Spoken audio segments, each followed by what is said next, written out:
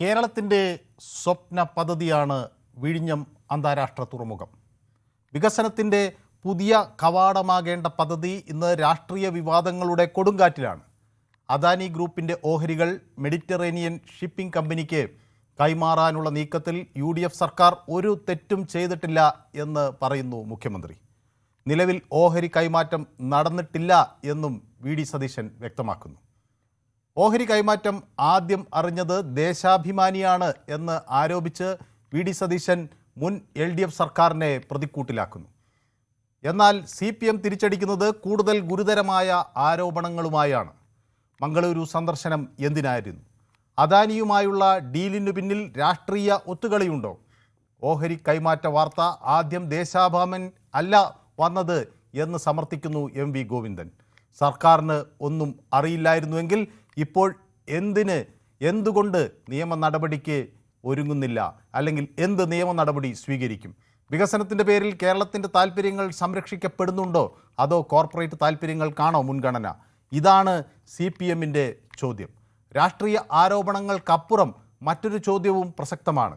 കേരളത്തിൻ്റെ അഭിമാന പദ്ധതിയായ വിഴിഞ്ഞം തുറമുഖം വീണ്ടും രാഷ്ട്രീയ പോരാട്ടത്തിൻ്റെ ഇരയാവുകയാണോ? വികസനത്തിനായുള്ള സംവാദം വഴിമാറി ആരോപണ പ്രത്യാരോപണങ്ങളുടെ ചതുപ്പിലേക്ക് വീഴുകയാണ്. വിഴിഞ്ഞം വിവാദം വസ്തുതയോ അതോ വെറും രാഷ്ട്രീയമോ? ഓഹരി കൈമാറ്റത്തിന് പിന്നിലെ യഥാർത്ഥ കഥയെന്ത്? കേരളത്തിൻ്റെ സ്വപ്ന പദ്ധതിയെ വിവാദങ്ങളിൽ നിന്ന് രക്ഷിക്കാനാകുമോ? സ്വാഗതം പൊതുവേദിയിലേക്ക്.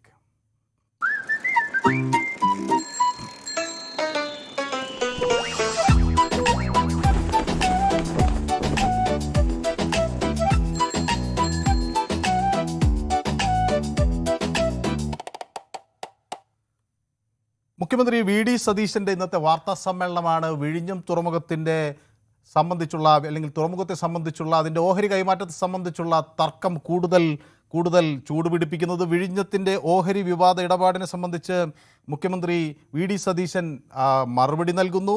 പാർട്ടി മുഖപത്രത്തിൽ തന്നെ ജൂൺ 5-ന് ഇങ്ങനെയൊരു വാർത്ത വന്നിരുന്നു. ഒരു വർഷം മുമ്പ് അദാനിയും MSCയും തമ്മിൽ ചർച്ച ആരംഭിച്ചിരുന്നു. ഇതേക്കുറിച്ച് ഇടത് സർക്കാരിന് അറിയാമായിരുന്നു എന്നൊക്കെയാണ് മുഖ്യമന്ത്രി ആരോപിക്കുന്നത്. സർക്കാർ നൽകിയ വിവരത്തിൻ്റെ അടിസ്ഥാനത്തിൽ മറ്റു മാധ്യമങ്ങൾക്ക് ലഭിക്കാത്ത വാർത്ത അങ്ങനെയാണ് പാർട്ടി മുഖപത്രത്തിന് ലഭിച്ചത് എന്നൊക്കെ ആണ് VD സതീശൻ്റെ ആരോപണം. പക്ഷേ തങ്ങൾക്ക് മുന്നേ ഈ വാർത്ത മറ്റ് മാധ്യമങ്ങളിൽ വന്നിട്ടുണ്ട് എന്ന് ചൂണ്ടിക്കാണിച്ച് ദേശാഭിമാനിയും രംഗത്തെത്തിയിട്ടുണ്ട്. എന്നോടൊപ്പം ആദ്യം ചേരുന്നത് ശ്രീ രാമചന്ദ്രൻ പാറശാലയിൽ നിന്നാണ്. ശ്രീ രാമചന്ദ്രൻ, ഈ വിഴിഞ്ഞം തുറമുഖം കേരളത്തിൻ്റെ സ്വപ്ന പദ്ധതിയാണ്, അതിൽ തർക്കമില്ല.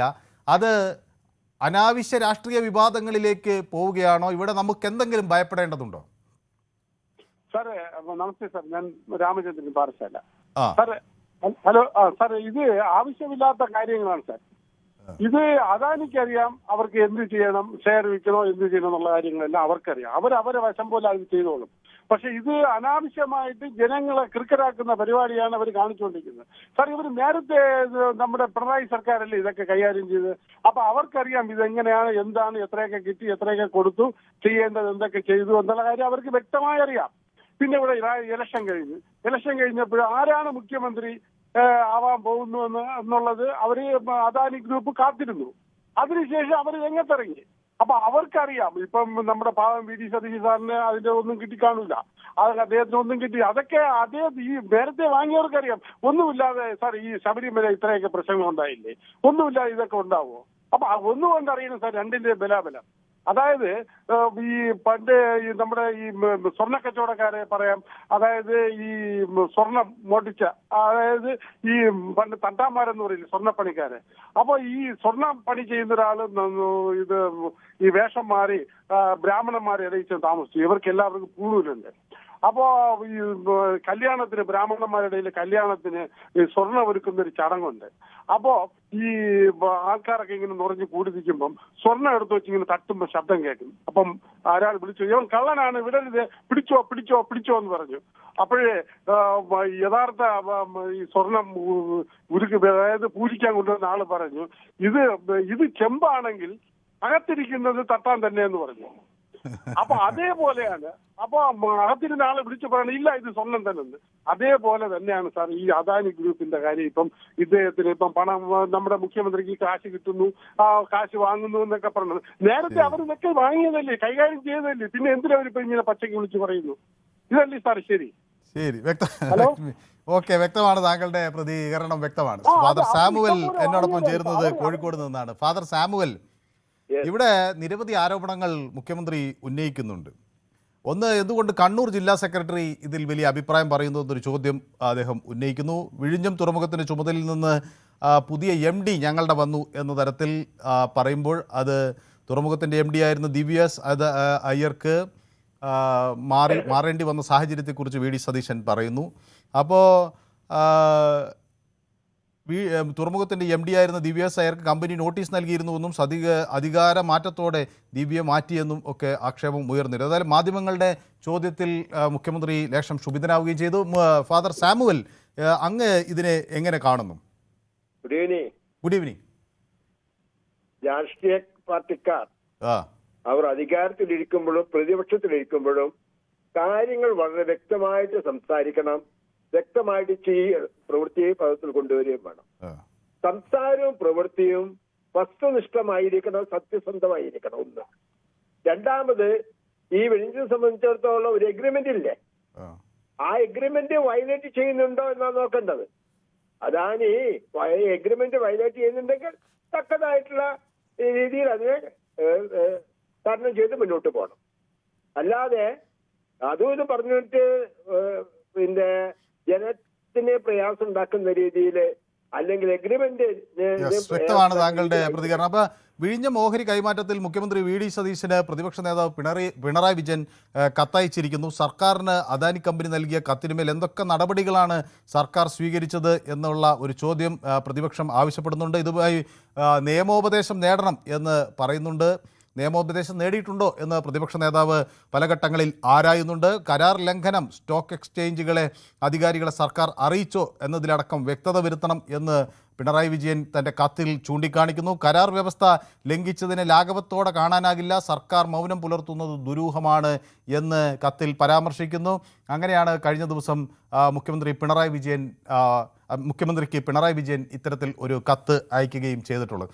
അപ്പോൾ സ്വാഭാവികമായും അതിനുള്ള പ്രതികരണം എന്ന നിലയിൽ കൂടിയാണ് മുഖ്യമന്ത്രി VD സതീശൻ്റെ ഇന്നത്തെ പ്രതികരണം പുറത്തു വന്നിരിക്കുന്നത്. അദ്ദേഹം ചോദിച്ചത് വിഴിഞ്ഞത്ത് സർക്കാർ എന്ത് തെറ്റ് ചെയ്തു എന്നാണ് പ്രധാനമായും ചോദിച്ചത്. ഓഹരി കൈമാറ്റത്തെ സംബന്ധിച്ച് തനിക്ക് യാതൊന്നും അറിയില്ലായിരുന്നു, പക്ഷേ അത് വിഴിഞ്ഞത്ത് സർക്കാർ എന്ത് തെറ്റ് ചെയ്തു എന്ന് ചോദിക്കുമ്പോൾ അത് LDF സർക്കാരിനെ അദ്ദേഹം കടന്നാക്രമിക്കുകയും ചെയ്യുന്നു. എല്ലാ കാര്യങ്ങളും LDF സർക്കാരാണ് അറിഞ്ഞത് എന്ന് പറയുകയും ചെയ്യുന്നു. ഗോപകുമാർ എന്നോടൊപ്പം ചേരുന്നത് ചെർപ്പളശ്ശേരിയിൽ നിന്നാണ്. ശ്രീ ഗോപകുമാർ, ഇതിൽ ആർക്കായിരിക്കാം ഇതിനെ സംബന്ധിച്ചൊക്കെ കൃത്യമായ അറിവുണ്ടായിട്ടുണ്ടാവുക?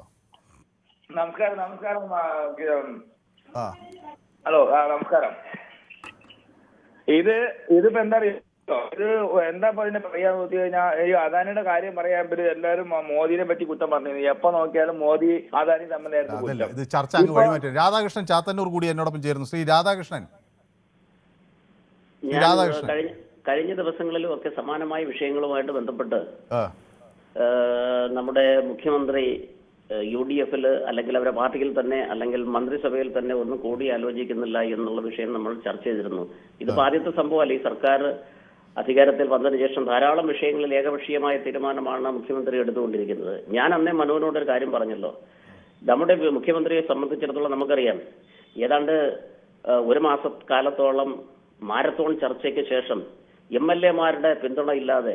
അല്ല, ഞാൻ അതല്ല ചോദിക്കുന്നത്. ഈ ഓഹരി കൈമാറ്റത്തിൽ മുഖ്യമന്ത്രി ഒരു ചോദ്യം ചോദിക്കുന്നുണ്ടല്ലോ, എന്താണ് അദ്ദേഹം ചെയ്ത് തെറ്റുന്നത്? അതിന് എന്താണ് ഇടതുപക്ഷത്തിന്റെ മറുപടി? നമുക്ക് എന്ത് ചെയ്യാൻ പറ്റും ശ്രീ മനു? ഇവർ ഓരോരുത്തർ അധികാരത്തിൽ വരുന്നു, 5 കൊല്ലം കഴിയുമ്പോൾ കഴിഞ്ഞ സർക്കാരിനെ കുറ്റം പറയുന്നു, അവരാണ് ഉത്തരവാദി എന്ന് പറയും. ശ്രീ മനു, ഇതിനൊന്നും രേഖകളൊന്നും ഇല്ല മനു. ഇവർ വഴിയിൽ നിന്ന് ഇങ്ങനെ ലേലം വിളിച്ച് കൊടുക്കുകയാണോ? കഴിഞ്ഞ സർക്കാരാണ് ഉത്തരവാദി എന്ന് പറയുന്നത്. ഇങ്ങനെ MSC കമ്പനിയായിട്ട് ബന്ധപ്പെട്ട് ഇത്രയും വലിയ എമൗണ്ട്, എത്ര ഞാനിതിൽ വായിക്കൊള്ളാത്ത ഒരു സംഖ്യയാണ്. എത്ര 65,000 കോടി രൂപയാണ് വന്നിരിക്കുന്നത് അദാനിയുടെ കയ്യിൽ ഈ ഓഹരിയായിട്ട് ബന്ധപ്പെട്ട്. അപ്പൊ ഇതൊക്കെ വളരെ ദുരൂഹതയാണ്. മുൻ സർക്കാരായാലും. പക്ഷേ ഇവിടെ ഏതായാലും ശ്രീ രാധാകൃഷ്ണൻ ചാത്തന്നൂർ അങ്ങ് പറഞ്ഞ ഒരു കാര്യം കറക്റ്റാണ്. അദാനി ഇതിൽ ഇൻവെസ്റ്റ് ചെയ്തത് 2,598 കോടിയോ 3,000 കോടിയിൽ താഴെയാണ്. എന്താ അതിന്റെ 49% ഓഹരി തന്നെ 13,000 കോടിയാണ് എന്ന് തോമസ് ഐസക് ചൂണ്ടിക്കാണിക്കുകയാണ്. അപ്പം അതെ അതെ അതെ അതെ അതെ 25,000 കോടി ആയി. 2,500 കോടി ഇൻവെസ്റ്റ് ചെയ്തതിന്റെ മൂല്യം ഇപ്പൊ 25,000 കോടിയായി.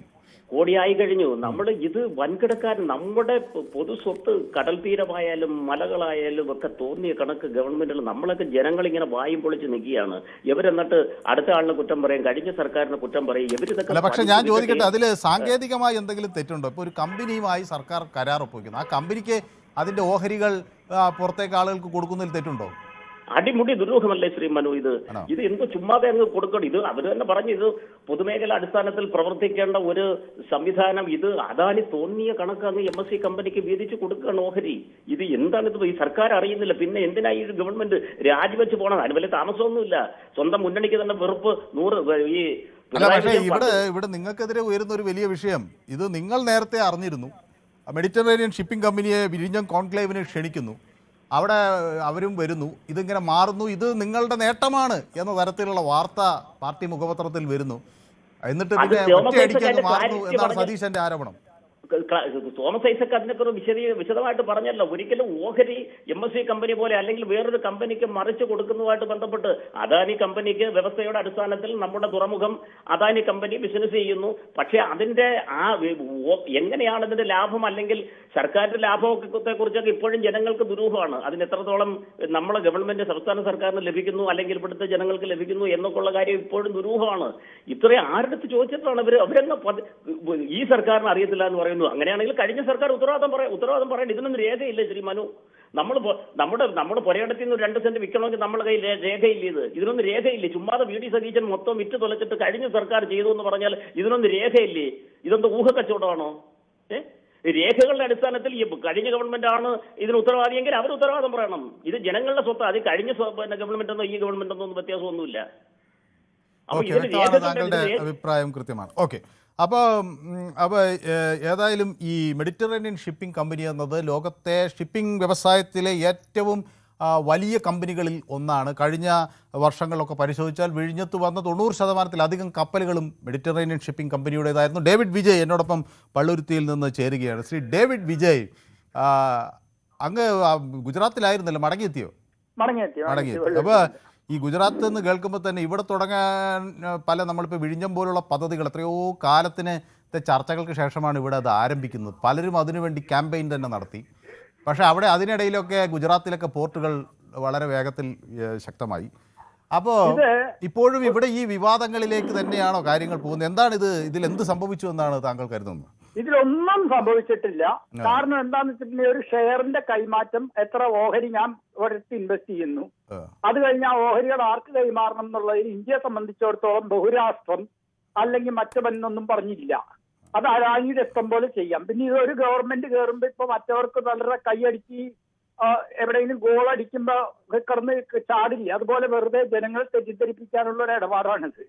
ഇപ്പൊ ഞാൻ ഒരു ഉദാഹരണം പറയാം. HDFC ബാങ്ക് എന്ന് പറയും, വളരെ ചെറിയ നിലയിൽ പബ്ലിക് ലിമിറ്റഡ് ആയി തുടങ്ങി. ദീപക് പരേഖും അദ്ദേഹത്തിന്റെ കുടുംബവും ചേർന്ന് തുടങ്ങിയതാണ്. ഇപ്പൊ HDFC എന്ന് പറഞ്ഞിട്ടുണ്ടെങ്കിൽ ഒരു വലിയ ഗ്ലോബൽ ജയന്റായി. ലോകം മുഴുവൻ ബാങ്കുണ്ട്. ഇപ്പൊ HDFCയുടെ കൺട്രോൾ അവരുടെ കയ്യിൽ നിന്ന് പോയി. ഇപ്പൊ അതിന് പകരം അവർ ബന്ധൻ ബാങ്ക് എന്തോ ഗ്രഹ ഫൈനാൻസ് എന്ന് വെച്ചാൽ HDFC എന്ന് പറയുന്ന സ്ഥാപനത്തിന് പകരം അവര് വേറെ ഫാമിലി തുടങ്ങിയിട്ടുണ്ട്. അതൊക്കെ ഈ രംഗത്തുള്ള it is all in the game. ഇപ്പൊ ചില പ്രശ്നങ്ങളുണ്ട്. കാരണം എന്താ വെച്ചാൽ ഡിഫൻസ്, പരിസ്ഥിതി, ഇവരുടെയൊക്കെ അനുമതി വേണം. ഇപ്പൊ SR ഓയിൽ എന്ന് പറഞ്ഞിട്ട് സ്ഥാപനം താങ്കൾ കേട്ടിട്ടുണ്ടാവും ഗുജറാത്തില്. ഈ SR ഓയിൽ പൊളിഞ്ഞ് കുത്തുവാള എടുത്ത് അവിടെ വലിയ പ്രശ്നമൊക്കെ ആയി. അവസാനം ഈ SR ഓയിലിലേക്ക് ചാടി വീഴാൻ റഷ്യൻ കമ്പനിയായിട്ടുള്ള റോസ്നെറ്റ് ഒരു കൂട്ടിൽ വന്നു. അപ്പൊ ഇത് പാകിസ്ഥാന് പാരലായിട്ടാണ്. ഇത് ജാംനഗറിൽ തന്നെ കിടക്കുന്നത്, വാഡിനാർ എന്ന് പറയുന്ന സ്ഥലത്ത്. അത് ഗവൺമെന്റ് അനുവാദം കൊടുത്തില്ല. എന്നിട്ട് ഇപ്പൊ നിയാര എന്ന് പറഞ്ഞിട്ടൊരു ഇപ്പൊ നിയാര എന്ന് പറയുന്ന ഒരു ഇന്ത്യൻ ഗ്രൂപ്പ് തന്നെയാണ് നടത്തുന്നത്, നിയാര പെട്രോളൊക്കെ. അപ്പൊ ഇതിൽ സതീശനും പിണറായി വിജയനും ഒന്നും ചെയ്യാനില്ല. അതല്ല, ഗവൺമെന്റ് അത്ര ശക്തമായ ഒരു ഗവൺമെന്റാണ്, ധനസ്ഥിതിയുള്ള ഗവൺമെന്റ് ആണെങ്കിൽ കയ്യിൽ വെക്കേണ്ടിയിരുന്നു. ഇപ്പൊ ഇവിടെ വല്ലാർപാടം കണ്ടെയ്നർ ടെർമിനൽ എന്ത് സ്വപ്ന പദ്ധതിയാണെന്നും പറഞ്ഞുകൂടെ ഇപ്പൊ എവിടെ കിടക്കുന്നു? അതിനുശേഷം ഇപ്പൊ വല്ലാർപാടം അണ്ടർ യൂട്ടിലൈസ്ഡ് ആണ്. അവിടുന്ന് ഒരു റെയിലും എടുത്തിട്ട് അതേ കൂടി ഒന്നും ഒരു ഓടിക്കളിക്കാൻ പോലും പറ്റില്ല, അങ്ങനെ കിടക്കുന്നു. അവിടുന്ന് ഒരു കണ്ടെയ്നറുകൾ മൂവി. ഇന്നലെ വല്ലാർപാടത്തെ പറ്റി എന്തെല്ലാം പ്രശ്നങ്ങളുണ്ടായിട്ട് ജനങ്ങളെ ഒഴിപ്പിച്ചൊക്കെ ചെയ്തതാണ്. എന്നിട്ട് എന്തെങ്കിലും ഗുണമുണ്ടായോ? ഇപ്പൊ അത് DP വേൾഡ്, ദുബായ് പോർട്ട് വേൾഡിന്റെ DP ഇതിലാണ്.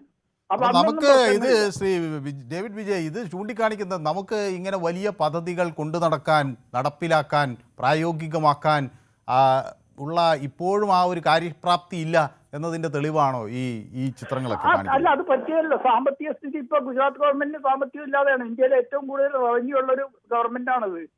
അവർക്ക് വേണമെങ്കിൽ പോർട്ടുകളൊക്കെ സ്വന്തമാക്കാൻ പറ്റില്ലേ? അത് നടക്കില്ല. അവർക്ക് ഗവൺമെന്റിന്റെ പരിപാടി അതല്ലല്ലോ, ബിസിനസ് നടത്താന്നുള്ളതല്ലോ. എന്തെല്ലാം കാര്യങ്ങൾ, എന്തെല്ലാം രംഗത്ത് അവർക്ക് നോക്കേണ്ടതാണ്. അപ്പൊ അതേപോലെ ഇപ്പം പണ്ടത്തെ ഈ ക്യാപിറ്റലിസ്റ്റ് എക്കണോമിസ്റ്റുകൾ പറയുന്നത് പോലെ government is a poor manager and a poor owner. Definitely. ഇപ്പൊ പിന്നെ വേറൊന്നുണ്ട് കേട്ടോ. ഡിഫൻസ് അവിടെ കിടക്കുന്ന സംഭവങ്ങളുണ്ട്. അതിന്റെ പരിസ്ഥിതിന് ഇത് അതിന്റെ രാജ്യത്തിന്റെ സുരക്ഷയുടെ പ്രാധാന്യം അന്ന് SR Oil കൊടുക്കാൻ റഷ്യൻ കമ്പനി എടുത്തിരുന്നെങ്കിൽ ഇപ്പൊ എന്തായാലും. അപ്പൊ ചുരുക്കം പറഞ്ഞു ഇപ്പൊ റിലയൻസിന്റെ തന്നെ കാര്യം എടുക്കാം. ഇന്ത്യയിലെ ഏറ്റവും റിലയൻസ് എന്ന് പറഞ്ഞാൽ അറിയപ്പെടാത്ത ആൾക്കാരില്ലല്ലോ.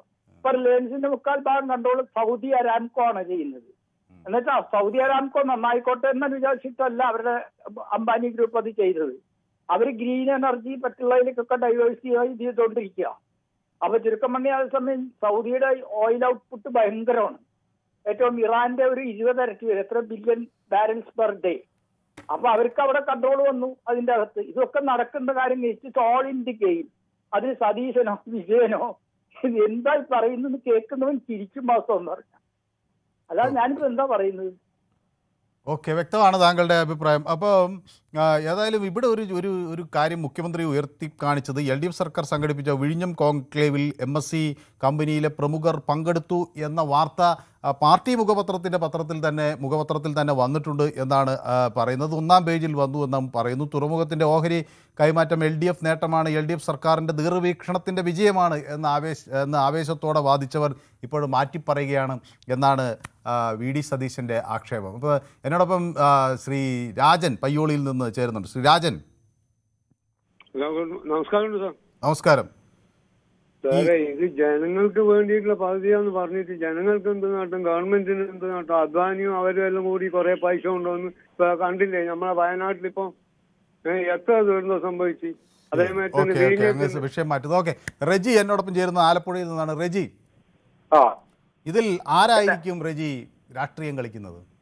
ഇത് ഇടതുപക്ഷത്തിനൊക്കെ ഈ ഭരണം നഷ്ടപ്പെടുമ്പോൾ ഉണ്ടാകുന്ന രാഷ്ട്രീയ കുതന്ത്രങ്ങളാണ്. 10 വർഷക്കാലം ഈ പിണറായി വിജയന്റെ വിദ്യാഭ്യാസമുള്ള ആളല്ലേ, ജോൺ ബ്രിട്ടാസ്, അങ്ങനെ എത്ര തോമസ് ഐസക്, ഇവരൊക്കെ മണ്ടന്മാരായിരുന്നു. കഴിഞ്ഞ 10 വർഷം ഈ പേപ്പറിന്റെ മേലെ അടയിരിക്കുമായിരുന്നു.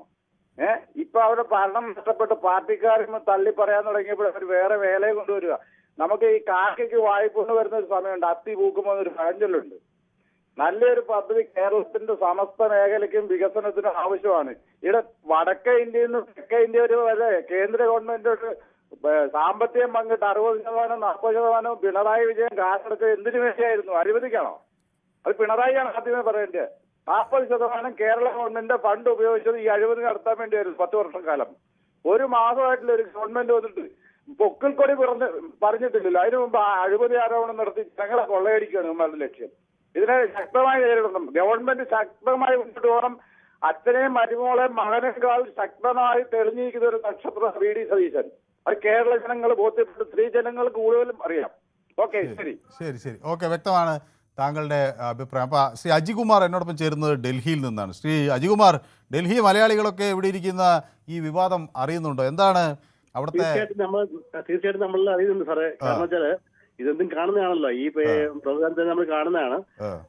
പല പ്രാവശ്യം ട്രൈ ചെയ്തിട്ട് കിട്ടിയിട്ടില്ലായിരുന്നു. അത് ഈ വിഴിഞ്ഞത്തിനകത്ത് കയറ്റി വിഴിഞ്ഞത്തിന്റെ ആദ്യമേ നമ്മൾ പറയുവാണെങ്കിൽ ഉമ്മൻചാണ്ടിയുടെ സമയത്ത് ഉണ്ടാക്കിയ സംഭവമാണ് ഇതും. ഉമ്മൻചാണ്ടിയോട് കൊണ്ടുവന്നത്. അത് കഴിഞ്ഞിട്ട് ഇത് ഏറ്റെടുത്ത് സംഭവങ്ങളെല്ലാം ചെയ്തതും പിണറായി വിജയനാണ്. ഇപ്പൊ ഇതിനകത്ത് യാതൊരു കാരണങ്ങളും യാതൊരു രീതിയിലുള്ള ഒരു അഴിമതികളോ കാര്യങ്ങളോ VD ചെയ്തിട്ടില്ല. പക്ഷേങ്കില് ഇപ്പോഴ് എന്ത് കാര്യത്തിനും എന്ത് പ്രവർത്തനവും മുമ്പിൽ നിന്നാലും അതിനെ എപ്പോഴും അഴിമതി എന്ന് പറഞ്ഞുകൊണ്ട് മുമ്പിൽ SFI, DYFI, CPM മുമ്പിൽ നിന്ന് പ്രവർത്തിക്കുകയാണ്. എന്നുവെച്ചാൽ നാട്ടില് ഒരു നല്ല രീതിയിലും കാണിക്കാൻ പാടില്ലാത്ത രീതിയിൽ, അതായത് ഒരു കാര്യങ്ങളും നമുക്ക് ഒരു എന്താ പറയുന്നത് ഒരു വികസനം ഇല്ലാത്ത രീതിയിലാക്കാൻ വേണ്ടി നിൽക്കുകയാണ് ഇപ്പോഴത്തെ ഓപ്പോസിറ്റ് പാർട്ടികൾ. ശരി. അപ്പൊ ശ്രീ അജികുമാർ ഡൽഹിയിൽ എവിടെയാണ് താമസിക്കുന്നത്? എവിടെയാ? ഞാൻ ഡൽഹിയിൽ ലക്ഷ്മി നഗർ. ഓക്കെ. അവിടെ എന്ത് ജോലി എടുക്കുന്നു? ഞാൻ കോൺട്രാക്ടറാണ്. അപ്പോൾ ഈ നിർമ്മാണ പ്രവർത്തനങ്ങളൊക്കെ ചെയ്യുന്ന കോൺട്രാക്ടർ എന്നല്ലേ ഉദ്ദേശിച്ചത്? തീർച്ചയായിട്ടും ബിൽഡിംഗ് കോൺട്രാക്ടർ ആണ്. ഓക്കെ. അപ്പോൾ വളരെ നന്ദി ശ്രീ അജികുമാർ അവിടെ നിന്ന് വിളിക്കുകയും അഭിപ്രായം പങ്കുവയ്ക്കുകയും ചെയ്തു. Thank you. Okay, thank you. അപ്പോൾ ശ്രീ നാരായണൻ എന്നോടൊപ്പം ചേരുന്നത് ശ്രീകണ്ഠാപുരത്ത് നിന്നാണ്. ശ്രീ നാരായണൻ സാർ നമസ്കാരം. സാർ നമസ്കാരം. സാറേ ഇന്നത്തെ വിഷയം എന്താ ശരിക്കും പറഞ്ഞാൽ? ശരി, ഓക്കെ, ഞാൻ താങ്കളിലേക്ക് വരാം. ജയരാജൻ കൂടി എന്നോടൊപ്പം ചേരുന്നു എറണാകുളത്ത് നിന്ന്. Shri Jayarajan. Okay sir. Okay സാറേ, നമ്മളുടെ മുഖ്യമന്ത്രി പ്രമുഖനാണ്, നല്ല വ്യക്തിത്വമുള്ള മനുഷ്യനാണ്. പക്ഷേ ഒരു സത്യം പോലും 10 കാര്യം പറയണേൽ ഒരു സത്യം പോലും ഈ മനുഷ്യൻ പറയുന്നില്ല. അത് നിങ്ങൾ എടുത്ത് നോക്കി അറിയാം. ഇപ്പൊ പറഞ്ഞ കുറച്ച് കഴിയുമ്പോൾ മാറ്റി പറയും, പിന്നെ മറ്റുള്ളവരെ അവഹേളിക്കുക. അങ്ങനെ എന്താണ് ഒരു കാര്യം മാറ്റി പറഞ്ഞ? എന്താണ് എന്ത് കാര്യമാണ് സാർ മാറ്റി പറയുന്നത്? ഇന്നത്തെ ചർച്ചയിൽ ദേശാഭിമാനിയാണ് ഇത് ഏറ്റവും ആദ്യമായിട്ട് കൊണ്ടുവന്നെന്ന് പറഞ്ഞു. വേറെ ചാനലില് മാതൃഭൂമിയും വേറെ ഒരു ന്യൂസുമാണ് കൊണ്ടുവന്നെന്ന് പറഞ്ഞു. അതിനുശേഷമാണ് ദേശാഭിമാനി ആ ഡേറ്റ് സഹിതം പറയുന്നത്. എക്കണോമിക് ടൈംസും. അതെ. അപ്പൊ എന്തെങ്കിലും പൊക്കിക്കൊണ്ടുവന്ന്, എനിക്ക് ഏറ്റവും ഇഷ്ടപ്പെട്ട ഒരു വ്യക്തിയാണ് സതീശൻ. കാരണം എന്റെ അടുത്ത് തന്നെയുള്ള താമസിക്കുന്നത്. പക്ഷേ പറവൂരാണോ വീട്? പറവൂരാണ്, വടക്കം പറവൂര്. അപ്പൊ നേര് പറയല് വളരെ കുറവാണ്. സത്യം. പിന്നെ കുറെ എന്തെങ്കിലുമൊക്കെ വലിച്ചു വാരി. എല്ലാവരും കൂടി ഇദ്ദേഹത്തെ MLA അവിടെ തെരഞ്ഞെടുത്തത് എന്തുകൊണ്ടാണ്? അതിൽ പല വിഷയങ്ങളുണ്ട്. ഇടതുപക്ഷത്തിന്റെ വീഴ്ചകളുണ്ട്, ഈ വർഗീയതയുണ്ട്. ശരി. ജയരാജൻ ജോലി എന്താ ചെയ്യുന്നത്? ഞാനൊരു കൂലിപ്പണിക്കാരാണ്. ഓക്കെ, ശരി. അപ്പോൾ വ്യക്തമാണ് താങ്കളുടെ അഭിപ്രായം. അപ്പം നിറയെ പേർ എന്നോടൊപ്പം യൂട്യൂബിൽ ചേർന്ന്, ഞാൻ അവരെ കുറച്ച് നേരം കാണാൻ പറ്റില്ല. ഇപ്പോൾ ശ്രീ MV പോൾ എന്നോടൊപ്പം ചേർന്നില്ല. ശ്രീ MV പോൾ, ഞാൻ താങ്കളിലേക്ക് വരാം ഒരു സെക്കൻഡ്. അപ്പോൾ നമ്മുടെ ഗോമാതാജി എനിക്ക് പതിവ് പോലെ ഹൃദയവും പൂക്കളും ഒക്കെ അയക്കുന്നുണ്ട്. ബ്ലൈറ്റി ഡേയ്സ് ലണ്ടനിലിരുന്ന് നമ്മുടെ പരിപാടി കാണുന്നുണ്ട്. നമസ്കാരം എന്ന് പറയുന്നത് എനിക്ക് ചുവന്ന ഹൃദയങ്ങൾ അയച്ചിട്ടുണ്ട്. അപ്പോൾ TC ഗെയിമർ ഇനിയിപ്പോൾ അടുത്ത ദിവസം ലീവ് ഉണ്ടോ മലപ്പുറത്ത്? ഈ മഴ അങ്ങോട്ട് പെയ്യുമ്പോൾ TC ഗെയിമർ ഇങ്ങനെ ലീവ് ഉണ്ടോ എന്ന് അന്വേഷിക്കേണ്ട. അപ്പോൾ വാർത്ത മഴയുണ്ടെങ്കിൽ നമ്മൾ തരും. മഴയുണ്ടെങ്കിൽ വലിയ അപകട സാഹചര്യമാണെങ്കിൽ സ്കൂളിൽ പോകണ്ട. പക്ഷേ ഇത് മഴ പെയ്യാൻ വേണ്ടി നമ്മൾ പ്രാർത്ഥിക്കുകയും വേണം. മഴ നല്ലതാണ് നമ്മുടെ ഇതിന്. പക്ഷേ ലീവ് കിട്ടാൻ വേണ്ടിയുള്ള ഒരു ശ്രമം അധികമായി നടത്തരുത്. മടി പിടിച്ചവൻ മടിയൻ മല ചുമക്കും എന്നൊരു പ്രയോഗമുണ്ട്. അതുകൊണ്ട് TC ഗെയിമർ സ്കൂളിൽ പോകുമ്പോൾ നല്ലോണം പഠിക്കണം എന്നാണ് എനിക്ക് പറയാനുള്ളത്. സ്കൂളിലോ കോളേജിലോ എവിടെ വെച്ചാൽ. പങ്കജാക്ഷൻ നായർ എന്നോട് ഒപ്പം ചേർന്നിട്ടുണ്ട്. അദ്ദേഹം പതിവ് പോലെ എനിക്ക് ചുവന്ന ഹൃദയങ്ങളും ചുവന്ന പുഷ്പങ്ങളും നൽകുന്നു. ശ്രീ മുരളീധരൻ നായർ MN എനിക്ക് നമസ്കാരം പറയുന്നുണ്ട്. നമ്മുടെ സ്ഥിരം പ്രേക്ഷകനാണ്. ശ്രീ ശശിധരൻ പിള്ള പറയുന്നു നമുക്കൊപ്പം ചേർന്നിട്ടുണ്ട്. സതീശൻ ബിരുദരൊക്കെ ഇന്ന് സജീവമായി രംഗത്ത് വരുമല്ലോ എന്നൊക്കെ ചോദിക്കുന്നുണ്ട്. ശ്രീ ശശിധരൻ പിള്ള ആദ്യം തന്നെ നമുക്കൊപ്പം ഉണ്ട്. പ്രമോദ് നാണു എന്നോടൊപ്പം ഉണ്ട്. എനിക്ക് പിന്നെ കാവ്യ ഹൃദയങ്ങളാണ്. അപ്പോൾ ചുവന്ന ഹൃദയമായി കാവ്യ ഹൃദയം, ഇനി മറ്റേ ത്രിവർണ്ണ ഹൃദയങ്ങളൊക്കെ വരാനുണ്ട്. അപ്പോൾ കിഷോർ കോന്നി ഹായ് മനു എന്ന് പറയുന്നുണ്ട്. ശ്രീ കൃഷ്ണൻകുട്ടിയുണ്ട്, ചുവന്ന ഹൃദയം എല്ലാവർക്കുമായി പങ്കുവയ്ക്കുന്നു. അപ്പോൾ പിന്നെ എന്നോടൊപ്പം സുനിൽ കുമാർ ചേർന്നിട്ടുണ്ട്. പിന്നെ അതോടൊപ്പം പ്രമോദ് നാണു ഒരു മംഗലാപുരം യാത്ര ദുരൂഹത മാറിയിട്ടില്ല എന്ന് എന്നോട് പറയുകയും ചെയ്യുന്നു. ഓക്കെ. അപ്പോൾ ഡൊണാൾഡ് ഡക്ക് എന്നോടൊപ്പമുണ്ട്. സബാഷ് സതീശ ഞങ്ങൾ ഒപ്പമുണ്ട്, അദാനിക്ക് ജയ് എന്നാണ് പറയുന്നത്. ഓഹോ, അപ്പോൾ പരിഹസിക്കുകയാണ്. കൊള്ളാം. അപ്പോൾ ശ്രീ സദാശിവൻ നായർ എന്നോടൊപ്പം ചേർന്നിട്ടുണ്ട്. നമസ്കാരം sir. I don't think the current government has knowingly done something in favor of Adani. The previous government has known everything and now they are abusing the CM എന്ന് എന്നോട് പറയുന്നു. ഞാൻ പാപ്പു പറയുന്നു സതീശൻ കൊള്ളാം, ഇപ്പോൾ അദ്ദേഹത്തെ ഒരു സംഖ്യയായി മാറിക്കൊണ്ടിരിക്കുകയാണ് എന്ന് പറയുന്നു. ശ്രീ ഷിജു എന്നോടൊപ്പം ചേർന്നിട്ടുണ്ട്. മോഹനചന്ദ്രൻ ഗിരി എന്നോട് പറയുന്നു അദാനി മുടക്കിയത് 2500 കോടി ഷെയർ ആയില്ലേ, ഇനി മുടക്കുന്ന 19,000 കോടി കൂടി ഉൾപ്പെടുത്തിയതിൻ്റെ ഷെയറല്ലേ MSC കൊടുത്തത്, അത് വിഷയവും രാഷ്ട്രീയവൽക്കരിക്കുന്നത് ശരിയല്ല എന്ന് പറയുന്നു. Trivandrum once God's own country now ruled by demons എന്ന് പറയുന്നു എന്നോടൊപ്പം ഷിജു. അതോടൊപ്പം സുനിൽകുമാർ ചേർന്നുണ്ട്. CPM ഉണ്ടോ? പ്രതിപക്ഷ നേതാവ് ബിനോയ് വിശ്വത്തിൻ്റെ അവസ്ഥ അടിയാൻ ആയി തുടരുന്നു എന്ന് പരിഹസിക്കുന്നു. ഓക്കെ, നിറയെ പേർ. ബാബുരാജൻ കാഞ്ഞിരപ്പുഴ എന്നോടൊപ്പം ചേർന്നിട്ടുണ്ട്. നമസ്കാരം എന്നൊക്കെ അദ്ദേഹം പറയുന്നു. ശ്രീ പോൾ കാലടി എന്നാണ് വിളിക്കുന്നത്. Shri Paul. Sir, I am here. Yes. So, Shri Paul, Sir, yes, tell me, sir. ഈ വിഴിഞ്ഞം തുറമുഖത്തിന്റെ വിവാദം കേൾക്കുമ്പോൾ ശ്രീ MV പോളിന് എന്ത് തോന്നുന്നു? വിവാദം കേൾക്കുമ്പോൾ എനിക്ക് തോന്നുന്നു ഇത് when we are starting the agreement, when we are starting the project, we have to listen to all the terms and conditions legally we have to take an expert language problem also. The ministers or government junior staff don't know nothing. The cabinet or ministry people are something Delhi. They are not in any college, any quality of language thing. When we are putting the agreement, we have to see thoroughly everything. Now at that time, our government people, our IAS people, senior authority listen. Means there is no question of these things. When we are making the agreement, we have to listen all those things. Simply somebody will tell them something and they will put the agreement. Agreement is signing ministry or somebody here. We have to see the thing. Higher legal opinion also we have to get it. Now what is the unnecessary creating the problem? Government land, government, our properties where somebody is using and misusing our property. That is the thing. Okay. 10,000 or 3,000 crores, there is no Sri Paul, nice to hear from you. Sri Paul is from Kaladi. Kaladi, Sri yes, Paul. Sir. Yes, I am Kaladi near International Airport. Okay, you live near the airport. Okay. Okay. So thank you so much. We have been listening to you. This is the careless of the agreement when we are putting agreement has nothing wrong. Everything was done. That is the thing. Unnecessary. My property. You can controversy here, Sri Mr. Paul. The controversy here is why are we violating the agreement? That is the question raised by the opposition. Okay. Okay. So nice to hear from you. Okay.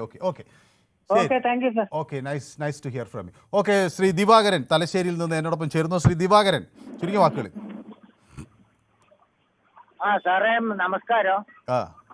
അദ്ദേഹം അനുകൂർന്ന് around the വേൾഡിൽ അമേരിക്കയിൽ ലണ്ടനിലെല്ലാം ഇംഗ്ലീഷിൽ പറഞ്ഞാൽ അവർക്ക് മനസ്സിലാവില്ല. അതുകൊണ്ടായിരിക്കും അദ്ദേഹം അങ്ങനെ ഭാഷ അറിയാവുന്ന ഭാഷയിൽ പറയാവുന്ന കാര്യം പറയുക. ഞാനൊരു ഭാഷ ശ്രീ ദിവാകരൻ, ഞാനൊരു ഭാഷ ഫണ്ടമെന്റലിസ്റ്റ് അല്ല. നമുക്ക് ഏത് ഭാഷ കൺവീനിയന്റ് ആണോ ആ ഭാഷ പറയുക എന്നുള്ളത്. പിന്നെ മനസ്സിലാകാൻ ഏത് ഭാഷകൾ സംസാരിച്ചാലും നമ്മുടെ പൊതുവേദിയിലെ ആളുകൾക്ക് മനസ്സിലാവും. അതെ, ഇംഗ്ലീഷ് എന്ന് പറഞ്ഞാൽ എറൗണ്ട് ദ വേൾഡ് ലാംഗ്വേജ് അല്ലേ. അതുകൊണ്ട് ഏറ്റവും വെരി ഗുഡ്. അദ്ദേഹം ഇംഗ്ലീഷ് മീഡിയത്തിൽ പഠിച്ചായിരിക്കും അയാൾക്ക് ഏതെങ്കിലും അതർ കൺട്രീസിൽ പോയിട്ട് നല്ല എക്സ്പീരിയൻസ് ഉണ്ടാവും. അത് നല്ലതാണ്, വളരെ വെരി ഗുഡ്.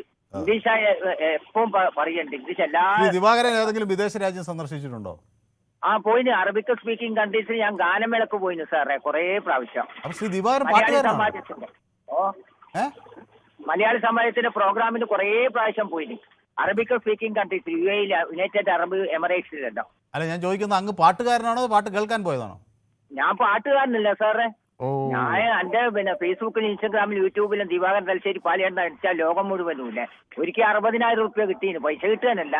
ഇപ്പൊ യൂട്യൂബില് 3 കൊല്ലം വേണം, അത് 1 മില്യൺ വേണം. ബാക്കി സ്ഥലത്തു നിന്നല്ല എനിക്ക് പൈസ വരുന്നുണ്ട് ഇപ്പം അക്കൗണ്ടിൽ. പൈസ വരികയെന്നല്ലേ. ദിവാകരൻ തലശ്ശേരി പാലയാട് അടിച്ചാൽ യൂട്യൂബില് ഫേസ്ബുക്കിൽ ഇൻസ്റ്റാഗ്രാമിൽ എല്ലാം ഉണ്ട്. ഞാൻ ഡിസേബിൾഡ് പൂർ ടയർഡ് കൂട്ടർക്കെല്ലാം കുറെ മുമ്പ് പാട്ട് പാടിയിട്ട് പൈസ ആക്കി കൊടുത്തിരുന്നു സാറേ. ഇപ്പൊ റണ്ണിങ് 75. പക്ഷെ ഞാൻ യങ്സ്റ്റേഴ്സിന്റെ യൂത്തിന്റെ ശബ്ദത്തിൽ ഇപ്പൊ എനിക്ക് ദൈവം പാടേണ്ട കഴിവുണ്ട്. ഞാൻ ഇന്നലെയും ഗാനമേളയിൽ പാടി. ഹിന്ദി പാട്ടാ കൂടുതൽ പാടല്. എല്ലാ ലാംഗ്വേജും പാടും. ഏത് പാട്ടാ കൂടുതൽ പാടുന്നത്? ഞാൻ ഹിന്ദി. തും പാസ് ആയേ യൂं മുസ്കുരായേ തുംനെ ന ജാനെ ക്യാ സപ്നെ ദിഖായേ അബ് തോ മേരാ ദിൽ ജാഗേ ന സോതാ ഹേ ക്യാ കരു ആയേ കുച്ച് ഹോത്താ ഹേ. ഹിന്ദി എല്ലാം ലക്ഷക്കണക്കിന് പാട്ട് പാടും. ഈ പ്രണയഗാനത്തിന്റെ സ്പെഷ്യലിസ്റ്റ് ആണോ?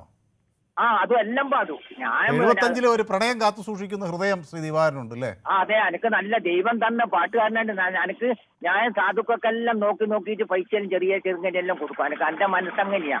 എനിക്ക് സാമ്പത്തികമായിട്ടുണ്ട്. മോള് ഡോക്ടർ ഓസ്ട്രേലിയയില സാറേ. അപ്പൊ അത് ദൈവം തന്ന കഴിവിൽ ഞാൻ ഇപ്പം പാടുന്നുണ്ട്. ഓസ്ട്രേലിയയിലേക്ക് വല്ലപ്പോഴും പോയിട്ടുണ്ടോ? ഇല്ല, പോണ്ടേ? ഒരിക്കൽ പോയിന് 2 ദിവസം വേണം. അതായത് ഡയറക്റ്റ് ഫ്ലൈറ്റില്ല പോണ്ട്. അത് ഞാൻ പോയത് മലേഷ്യ വഴിയും സിംഗപ്പൂർ വഴിയാ പോയത്. എവിടെ? മെൽബണിലേക്കാണോ പോയത്? മോളെടുക്ക 2 പ്രാവശ്യം പോയിന്. മോളാടെ 3 കുട്ടികളെല്ലാം ഉണ്ട്. ഭർത്താവ് എഞ്ചിനീയറാ. നല്ല സുഖമായിട്ട്. ഓസ്ട്രേലിയ എന്ന് പറഞ്ഞാൽ നല്ല രാജ്യാത്. പക്ഷെങ്കിൽ അത് വേറെ എന്തായാലും നമ്മളെ രാജ്യത്തും കൂടെ നമ്മളെ നാട് പോലെ എവിടെയും വരില്ല സാറേ. നമ്മളെ അപ്പോൾ മകളോടും മകളുടെ കുട്ടികളോടും ഭർത്താവിനോടും ഒക്കെ പൊതുവേദിയുടെ അന്വേഷണം അറിയിക്കണം. ആ താങ്ക് യു വെരി മച്ച് സാറേ. പാവം എനിക്കും താങ്കളെ വലിയ ഇഷ്ടം. പിന്നെ താങ്കള് നല്ലൊരു മനുഷ്യനാണ്. അതുകൊണ്ട് ഞാൻ അന്ന് വേറെ രീതിയിൽ പറഞ്ഞു, എനിക്കത് വിഷമായി പോയി. പാവം നല്ലൊരു മനുഷ്യല്ല, കഴിവും നല്ല. അതുപോലെ ഇപ്പൊ നല്ലോണം ഇംഗ്ലീഷ് നല്ല ഫ്ലുവന്റ് ആയിട്ട് അദ്ദേഹത്തിന് റിപ്ലൈ കൊടുത്തിന്. നല്ലൊരു മനുഷ്യനാണ്. അത് ഇനിയും എവർലാസ്റ്റ് നല്ല ലോങ് ആയിട്ട് നല്ല പിന്നെ ആരോഗ്യ ദൃഢഗാത്രനായിട്ട് എവർലാസ്റ്റായിട്ട് നല്ലോണം നിൽക്കട്ടെ. ഞാൻ ഗോഡ് പ്രേ ചെയ്യും. ഞാൻ അതുകൂടാണ്ട് ഞാൻ ഭക്തിഗാനെല്ലാം പാടുന്നതാ സാറേ. Okay, with all the best all of you for everlast life all family. Thank you. Okay, അപ്പോൾ ഞാൻ ശ്രീ ദിവാകരൻ തലശ്ശേരിയുടെ ഇതെന്നും കേൾക്കുമ്പോൾ ഞാൻ ഇദ്ദേഹം ഇങ്ങനെ ഓസ്ട്രേലിയയിൽ അല്ലെങ്കിൽ വിദേശത്തൊക്കെ പോയി പാട്ട് പാടുന്ന ഒരാളാണെന്ന് ഞാൻ അറിഞ്ഞിരുന്നില്ല. ഓക്കെ, ഏതായാലും നമ്മുടെ പൊതുവേദിയിൽ ഒട്ടനവധി പ്രഗത്ഭർ ഉണ്ട്, ഗാന രംഗത്തുള്ളവരുണ്ട്. കഴിഞ്ഞ ദിവസം ഒരു മിമിക്രി കലാകാരൻ വന്നു. അതുപോലെ നമുക്ക് കീബോർഡ് വായിക്കുന്ന ആളുകളുണ്ടായിരുന്നു.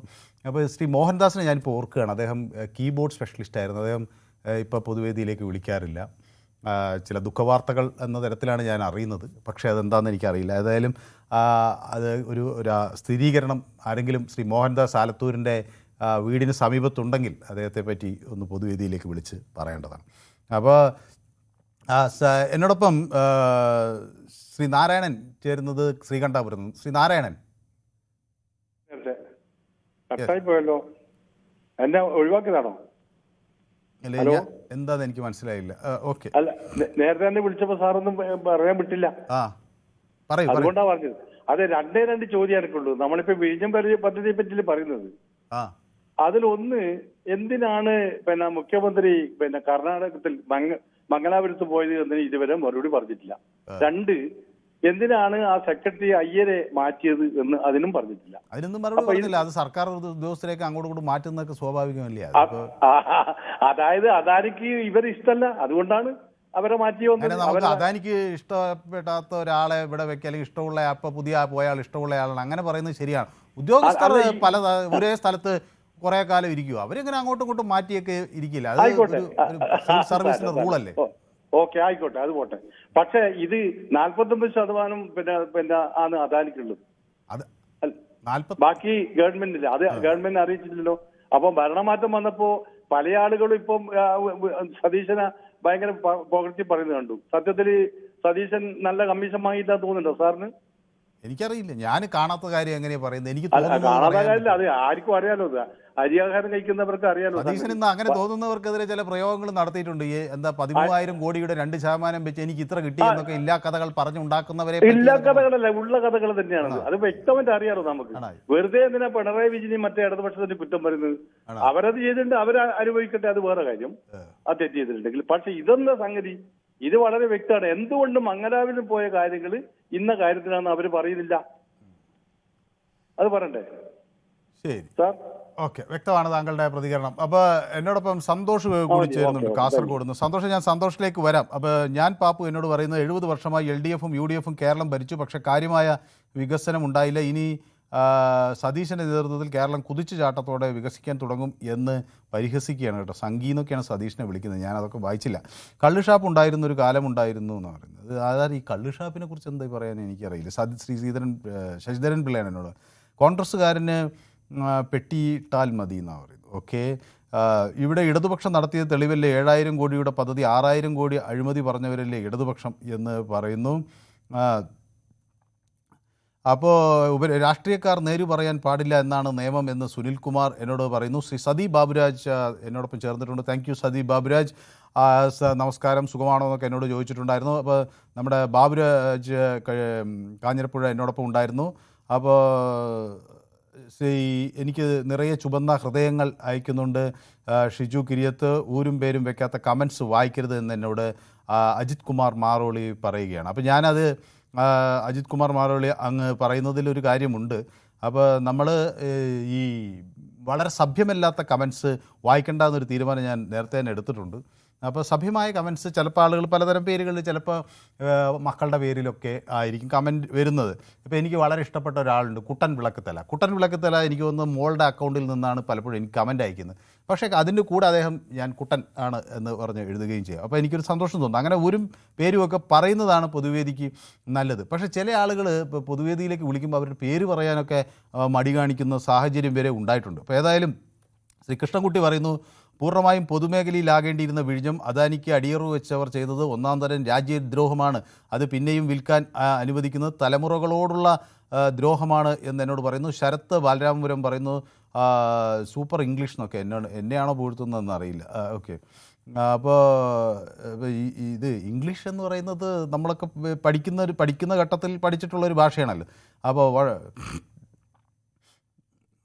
എന്തൊരു ഇംഗ്ലീഷ് എന്നാണ് പറയുന്നത്. അപ്പോൾ ഇംഗ്ലീഷ് അത് ഓരോരുത്തർ അവരുടെ ഭാഷയിൽ അവരവർക്ക് സൗകര്യമുള്ള ഭാഷയിൽ സംസാരിക്കട്ടെ. ഇടയ്ക്കൊരു നമുക്കൊരു ഇംഗ്ലീഷ് പ്രയോഗങ്ങളൊക്കെ കേൾക്കാൻ ഇപ്പം നമുക്കൊക്കെ അറിയാവുന്ന ഭാഷ തന്നെയാണല്ലോ, അത് വലിയ തെറ്റില്ല. അപ്പോൾ ശരത്ത് ബാലരാമപുരം എന്നോട് പറയുന്നുണ്ട് കാണുന്നു എന്നൊക്കെ പറയുന്നുണ്ട്. സെബാസ്റ്റ്യൻ CA എന്നോടൊപ്പം ചേർന്നിട്ടുണ്ട്.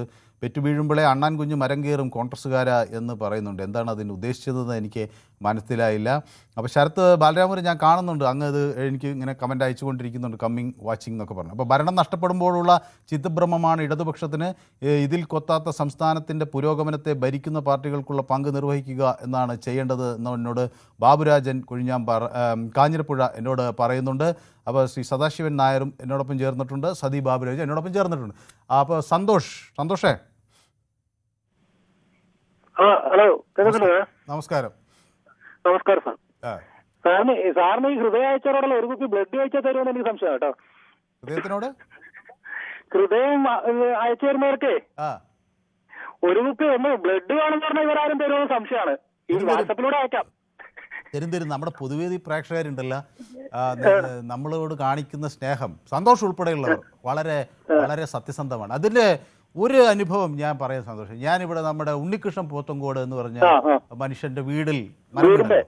അപ്പോൾ അദ്ദേഹം പൊതുവേദിയിൽ അത് ഒരു ദിവസം ആ ദുഃഖം പങ്കുവെച്ചു. അങ്ങനെ ഞാനും അത് സങ്കടത്തോടെയാണ് കേട്ടത്. പക്ഷേ പിന്നീട് അദ്ദേഹം വീട് വെച്ചപ്പോൾ എന്നോട് പൊതുവേദിയിലൂടെ തന്നെ പറഞ്ഞു അങ്ങോട്ട് വരണമെന്ന്. ഞാൻ പോയി.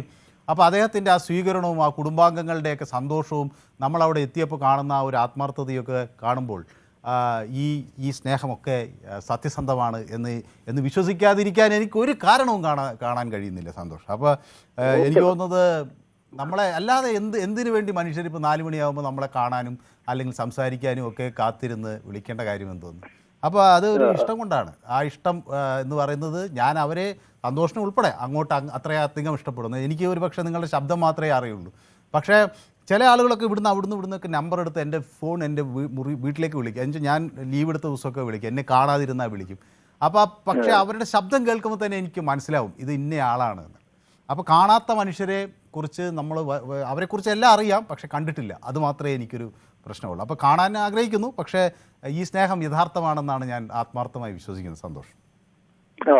പിന്നെ ഈ വിഷയത്തിലേക്ക് വന്നാല് ഇതിപ്പം ഇവരൊരു എഗ്രിമെന്റില് ഗവൺമെന്റ് എന്തെങ്കിലും നഷ്ടം വരുന്നുണ്ടോ നോക്കിയാൽ പോരെ. അല്ലാതെ അദാനി എത്ര ഇത് കൊടുത്തു എന്നുള്ളത് നമ്മൾ നോക്കേണ്ട ആവശ്യമില്ലല്ലോ. ഇവിടെ എന്തെങ്കിലും വയലേഷൻ നടക്കുന്നുണ്ടോ, എഗ്രിമെന്റിൽ എന്തെങ്കിലും കുഴപ്പം വരുന്നുണ്ടോ എന്ന് മാത്രം നോക്കിയാൽ നമുക്ക് വികസനമാണല്ലോ. അല്ല, അതാണ് സന്തോഷം. അതില് ഇങ്ങനെ എന്തെങ്കിലും നടപടികൾ ഉണ്ടാകുമ്പോൾ അത് ഗവൺമെന്റിനെ അറിയിക്കണം, ഗവൺമെന്റിന്റെ മുൻകൂർ അനുമതി വാങ്ങിക്കണം. കാരണം ഒരു പ്രധാനപ്പെട്ട സംഗതിയാണല്ലോ തുറമുഖം അല്ലെങ്കിൽ എയർപോർട്ട് എന്നൊക്കെ പറയുന്നത്. പ്രധാനപ്പെട്ട ഒരു കേന്ദ്രമാണ്. അപ്പോൾ അവിടെ ഇത്തരം നീക്കങ്ങൾ നടത്തുമ്പോൾ അറിയിക്കണമെന്ന് ഈ കരാറിലുണ്ട്. അപ്പോൾ അത് ഗവൺമെൻറ്റിനെ അറിയിക്കാതെ അവർക്ക് ചെയ്യാനും പറ്റില്ല. അതിന് നിരവധി നടപടിക്രമങ്ങളുണ്ട്. കേന്ദ്ര സർക്കാർ ഉൾപ്പെടെ അതിൻ്റെ അനുമതികൾ കിട്ടേണ്ടതുണ്ട്. അത് സെക്യൂരിറ്റി ക്ലിയറൻസ് വളരെ വലിയ ഇഷ്യൂ ആണ്. അപ്പോൾ അങ്ങനെയൊക്കെ ഉണ്ട്. അത് ചെയ്യാതെ ഇതൊന്നും പറ്റില്ല. പക്ഷേ അത് അവർ തമ്മിൽ ധാരണയായി എന്നുള്ളതാണ്. അപ്പോൾ അതിന് ഇവരെന്ത് പിന്തുണ കൊടുത്തു, ഇതാണ് അതിൽ ക്വസ്റ്റ്യൻ. ധാരണയായിട്ടുണ്ടെങ്കിൽ അത് ഇവിടെ നടപ്പാക്കണമെങ്കിലുള്ള ഒരു ഗവൺമെന്റിന്റെ സപ്പോർട്ട് കൂടെ വേണമല്ലോ സാറ്. പിന്നെ ഇത് LDFന്റെ തന്ത്രമാണ്. കാരണം എന്താ വെച്ചാൽ LDFന്റെ നേരത്തെ തെരഞ്ഞെടുപ്പിന് മുമ്പുള്ള LDF ഇല്ലെങ്കിൽ എന്ത് നടക്കും എന്നുള്ളതാണ്. അപ്പൊ അത് ജനങ്ങളെ തെറ്റിദ്ധരിപ്പിക്കുക എന്നുള്ളത് നമുക്ക് നേരത്തെ അറിയാം. ഈ ഗ്യാസ് പൈപ്പ് ലൈനിന്റെ അത് വന്നപ്പോൾ തന്നെ LDF ആണ് പ്രശ്നം ഉണ്ടാക്കിയത്. LDF വന്നപ്പോൾ നടത്തി. കാരണം അത് LDF കൊണ്ടുവരുന്നു എന്ന രീതിയിലേക്ക് തിരിക്കാൻ വേണ്ടി മാത്രമാണ്. ഇപ്പം ഇതിന് ഗവൺമെന്റ് എന്താ നഷ്ടം വരാതെ ചെയ്യുക എന്നുള്ളത് ഇതൊരു രാഷ്ട്രീയ വിഷയമാക്കി നമ്മളെ കേരളത്തിന് കിട്ടേണ്ട ഒരു ഇത് കളയരുതെന്നാണ് എൻ്റെ അഭിപ്രായം.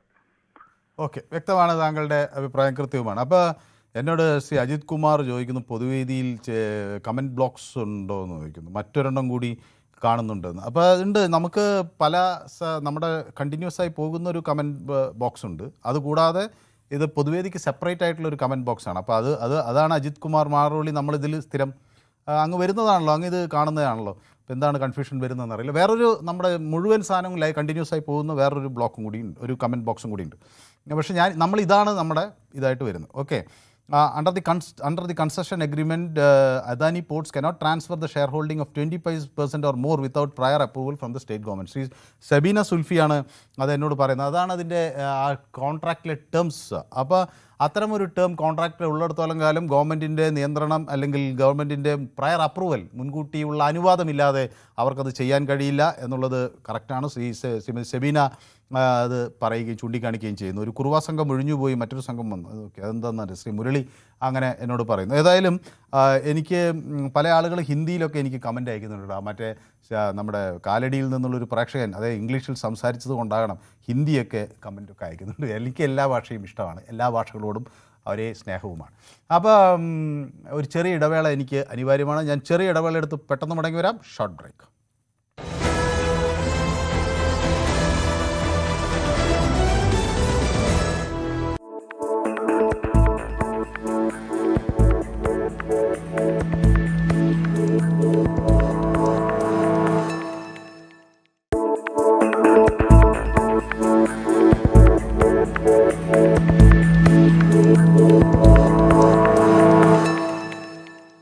ഇന്ത്യൻ സാമ്പത്തിക രംഗവും ഭരണനിർവഹണ സംവിധാനങ്ങളും ഡിജിറ്റൽ യുഗത്തിന്റെ അടുത്ത ഘട്ടത്തിലേക്ക് ചുവട് വെക്കുകയാണ്.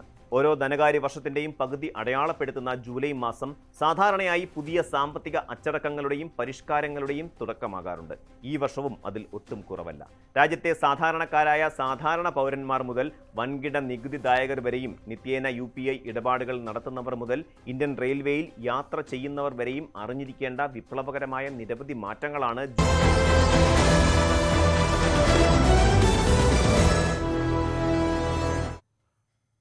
വ്യക്തമാണ്. അപ്പോൾ അപ്പോൾ നമ്മുടെ പൊതുവേദി തുടരുകയാണ്. അപ്പോൾ ശ്രീകൃഷ്ണൻകുട്ടി മണിമല എന്നോടൊപ്പം ചേരുന്നു. ശ്രീകൃഷ്ണൻകുട്ടി മണിമല, കേൾക്കാമോ? നമസ്കാരം. നമസ്കാരം. വലിയ ആരോപണ പ്രത്യാരോപണങ്ങൾ വരികയാണ്. അതിനൊക്കെ ഉള്ള ഒരു കാരണമായി എന്തെങ്കിലും ഉണ്ടോ എന്ന് സംശയം ചിലരൊക്കെ ഉന്നയിക്കുന്നു. ഉണ്ടോ ശ്രീകൃഷ്ണൻകുട്ടി മണിമല? ഉണ്ടല്ലോ.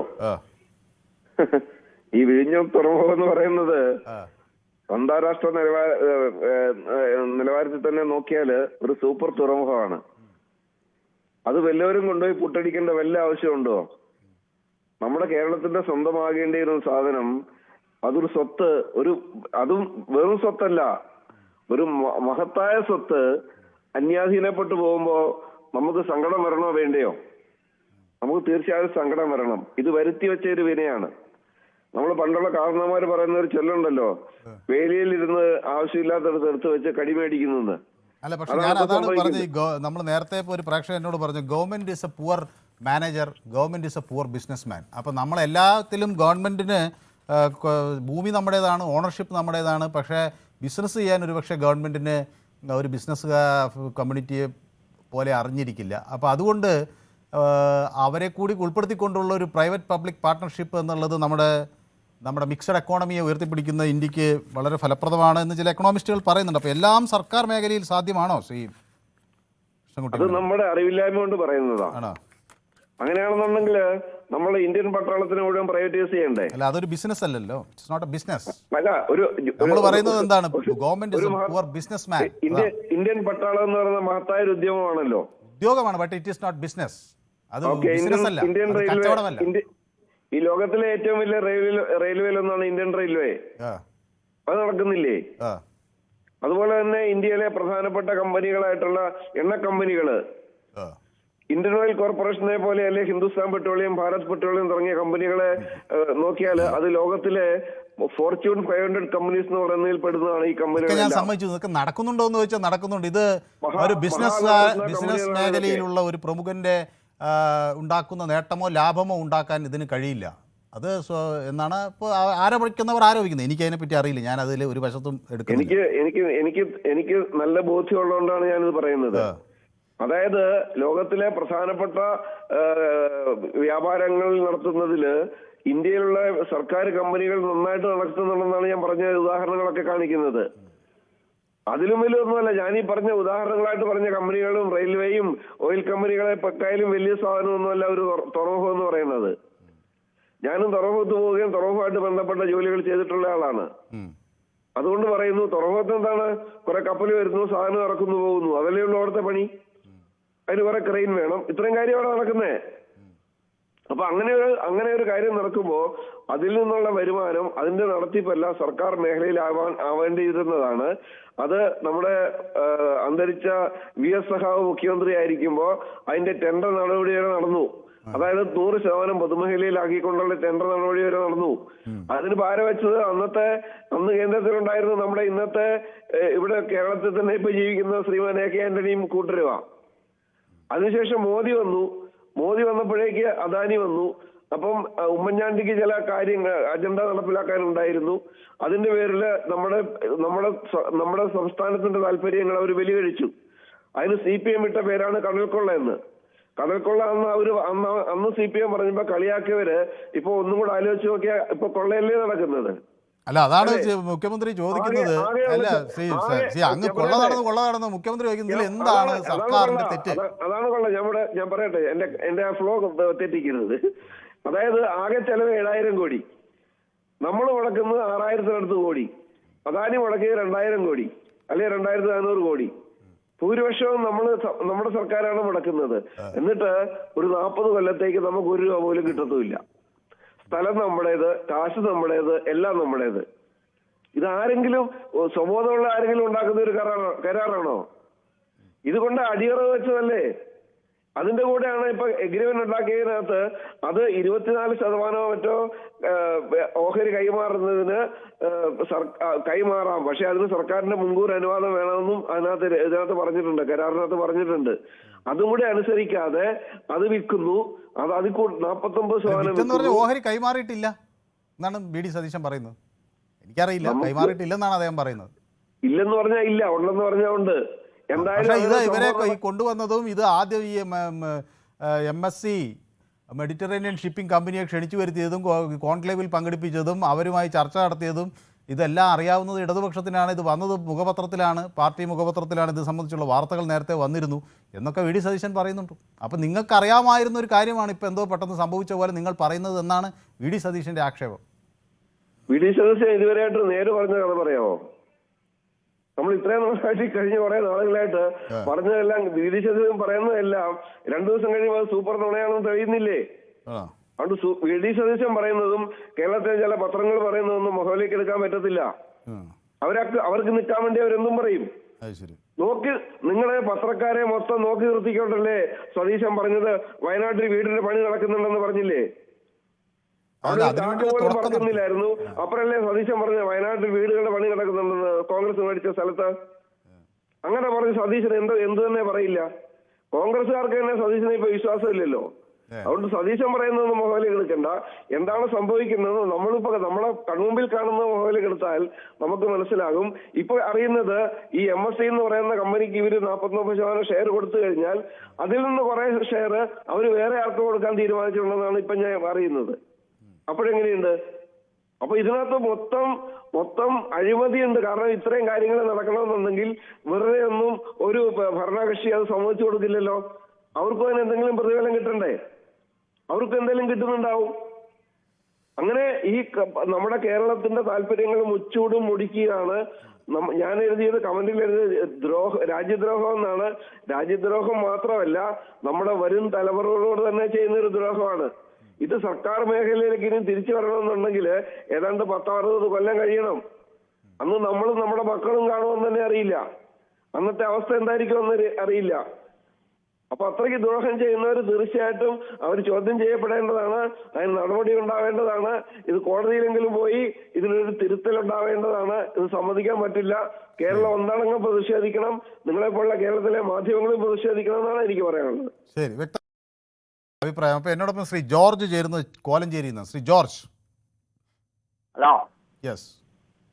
ഈ കേരളത്തിലൊരു ഭരണമാറ്റം ഉണ്ടാകുമെന്ന് അതെനിക്ക് അറിയാൻ വേണ്ടിയില്ല. ഹലോ, പറഞ്ഞോളൂ, കേൾക്കുന്നു. ആ കേരളത്തിൽ ഇപ്പോ അവർക്ക് സംഭവിച്ചതെന്ന് വെച്ച് കഴിഞ്ഞാൽ ഈ ഭരണമാറ്റം ഒരിക്കലും ഉണ്ടാവില്ല. മൂന്നാമതും CPM തന്നെ ഇവിടെ ഭരണത്തിൽ വരൂ എന്ന് അവർ ഉറപ്പിച്ചു വെച്ചിട്ടുണ്ട്. അപ്പൊ അതിന് വേണ്ട എല്ലാ പണികളും അവർ നേരത്തെ ഒപ്പിച്ചിട്ടുണ്ട്. അതാണ് അത് നിക്കക്കല്ലില്ല, അതിപ്പോ പുറത്തേക്ക് വന്നതാണ്. അത് അവരെ തന്നെ ഭരിക്കാതെ ഇപ്പൊ ഈ കാര്യം അവർ നടത്തി കൊടുത്തോണ്ടാണ്. ശരി, ഓക്കെ, വ്യക്തമാണ്. ആയിക്കോട്ടെ.